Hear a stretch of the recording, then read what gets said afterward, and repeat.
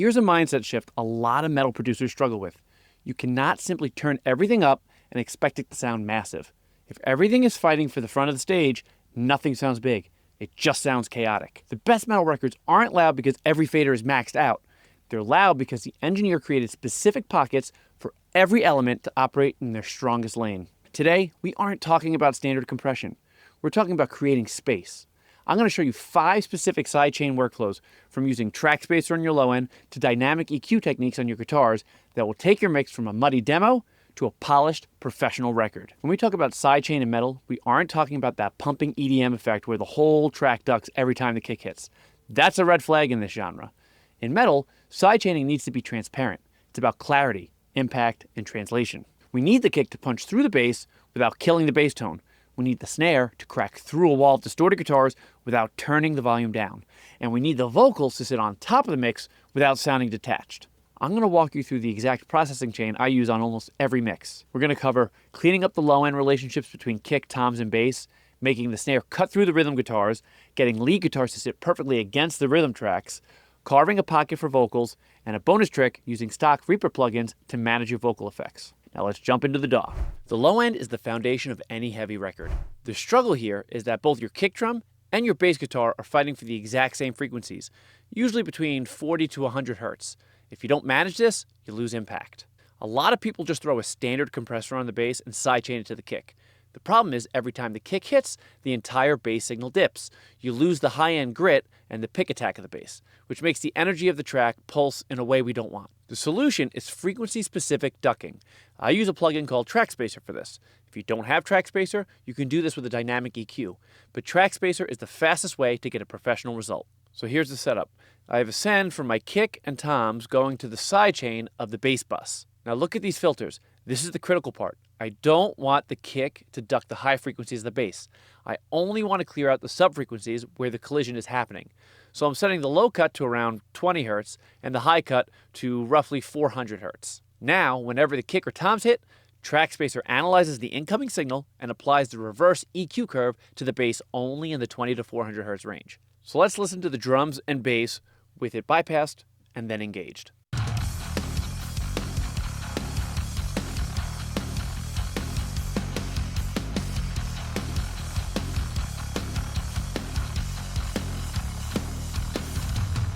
You hear that? The bass guitar's distortion and presence remain constant. We aren't hearing it pump, but the kick drum suddenly has room to breathe. The low end feels solid, not flabby. We're usually looking for around 3 to 6 dB of reduction here. Any more than that, and you might start hearing holes in the low end. We're essentially automating the EQ hundreds of times a second to ensure the kick drum is always the winner in the sub-bass battle. Next, let's look at the snare. In modern metal, we want that snare to sound like a gunshot. But we also have walls of quad-tracked rhythm guitars taking up a massive amount of space in the mid-range. If you just turn the snare up, it pokes out too much. If you leave it alone, it gets buried. We need to carve a hole in the guitars only when the snare hits, and only at the fundamental frequency of the snare. For this, I prefer using FabFilter Pro MB. It's a multi-band compressor that allows for very precise sidechaining. So first, you need to identify the fundamental thwack of your snare. Usually that's around 200 Hz. So for this snare, the fundamental frequency was around 194 Hz, so I set up a band right there. Now I'll open up the Expert tab and set the sidechain to external. I've already routed my snare track to key this compressor. So watch what happens. I'm not ducking the high-end fizz of the guitars, and I'm not touching the low-end chug. I'm simply dipping around 194 Hz by about 2 or 3 dB every time the snare hits. Let's check it out with it off and then engaged.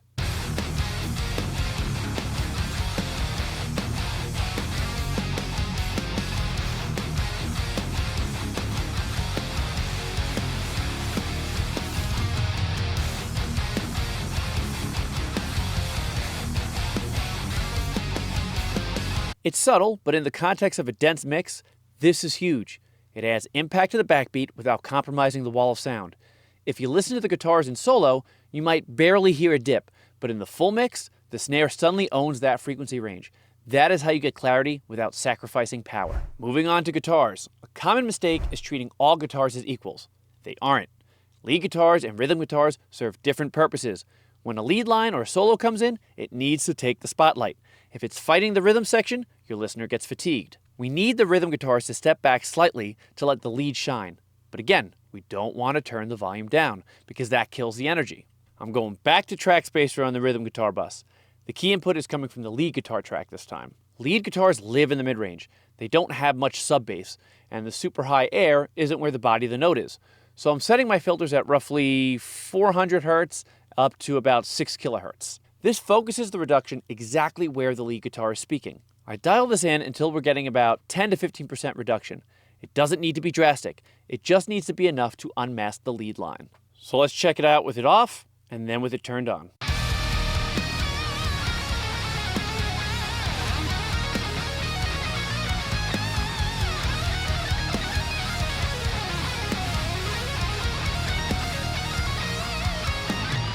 Notice how the lead guitar sits inside the mix now, rather than floating on top of it. When you don't do this, you end up turning the lead guitar up too loud to compensate for the masking. That makes the record sound amateur. By carving this space, we keep the levels reasonable, but the perceived clarity goes through the roof. Now, the most important element, the vocals. If the audience can't hear the lyrics or the aggression in the voice, the song fails. The human voice and the electric guitar compete for the exact same mid-range frequencies, specifically that 1K to 4K region where intelligibility lives. We're going to do the same thing we did with the lead guitar, but this time the vocals are the trigger, and the rhythm guitars are getting ducked. On this instance of track spacer, I usually keep the frequency range about the same as I had it set when we used it with the lead guitars. However, you can narrow it down to just the presence range if you want to be surgical. I keep the percent reduction at that same 10 to 15% range like I did for the lead guitars. So let's check it out with it turned off and then turned on.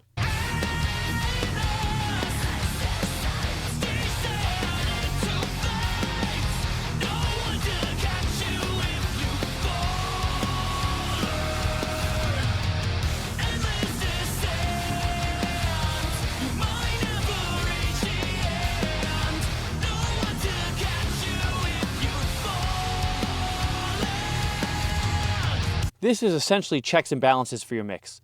The vocals hold the authority. When the vocals are present, the guitars yield. When the vocals stop, the guitars take that space back instantly.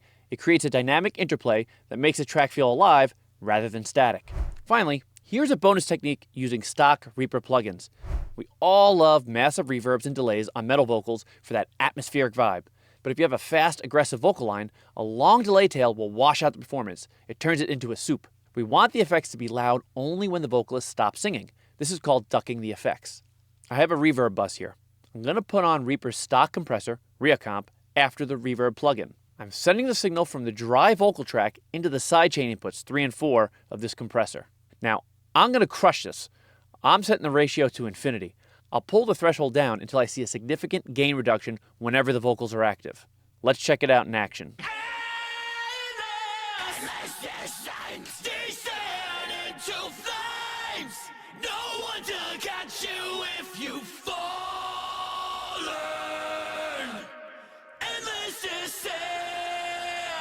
You might never reach the end. No one to catch you if you fall. So did you notice, while he's singing, the reverb is tucked away, keeping that articulation front and center. The moment he takes a breath, the reverb tail blooms and fills the space. This gives you the best of both worlds, extreme clarity during the performance and massive atmosphere in the gaps. It adds that polished, high-budget sheen to the production. Music production isn't about proving you could layer 100 tracks. It's about getting the best possible results for the song. These sidechain techniques are the difference between a mix that sounds like a wall of noise and a mix that sounds like a cohesive professional record. It's about accountability. Every element needs to account for the space it takes up. If you found this helpful, hit the like button so the video reaches more people trying to improve their sound. If you have questions about routing in Reaper, drop it in the comments below. Go open your latest session, apply these techniques, and get to work. I'll see you on the next one.